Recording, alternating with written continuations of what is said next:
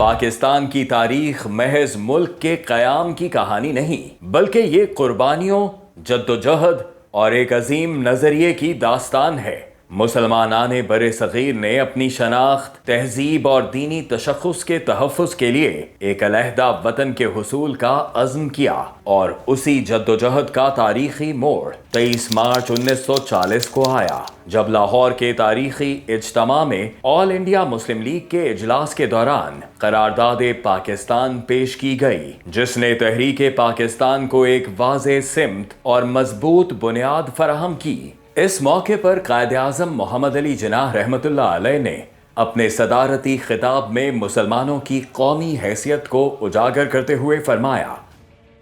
ہندو اور مسلمان دو مختلف مذاہب، تہذیبوں اور معاشرتی نظاموں کے حامل ہیں، اس لیے مسلمان ایک علیحدہ قوم ہیں۔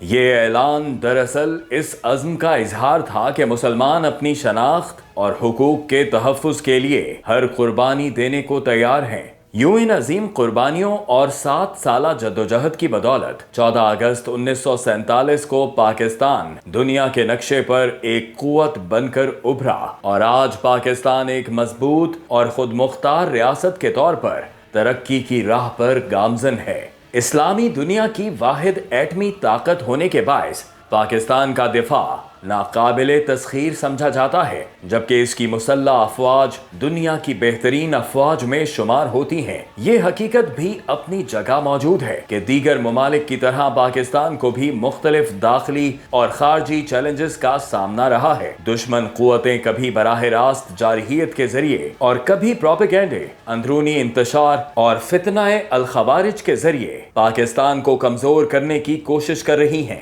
مگر تاریخ گواہ ہے کہ جب بھی پاکستان کو خطرہ لاحق ہوا تو قوم نے اپنی افواج کے شانہ بشانہ کھڑے ہو کر دشمن کے ہر وار کو ناکام بنایا۔ اسی جذبے کی جھلک ہمیں مئی 2025 کے معرکہ حق میں بھی نظر آئی، جب خطے میں بڑھتے ہوئے سرحدی تناؤ کے باوجود پاکستان نے ذمہ داری اور تدبر کا مظاہرہ کیا۔ اللہ کی مدد و نصرت سے وطن کے محافظوں نے دشمن کی جارحیت کو نہ صرف ناکام بنایا بلکہ مؤثر اور بھرپور جواب دیتے ہوئے اس کے متعدد جدید لڑاکا طیاروں کو تباہ اور دفاعی نظام کو ناکارہ بنا کر دنیا میں اپنی دھاک بٹھائی۔ معرکہ حق کے دوران آپریشن بنیانم مرصوص کے ذریعے افواج پاکستان نے یہ ثابت کر دیا کہ ان کی طاقت صرف جدید ہتھیاروں میں نہیں بلکہ اعلیٰ نظم و ضبط، مؤثر حکمت عملی اور بے مثال قومی حمیت میں پوشیدہ ہے۔ یہ صرف ایک فوجی کامیابی نہیں بلکہ اس عزم کا اظہار تھا کہ پاکستان اپنے دفاع اور خود مختاری پر کبھی سمجھوتا نہیں کرے گا۔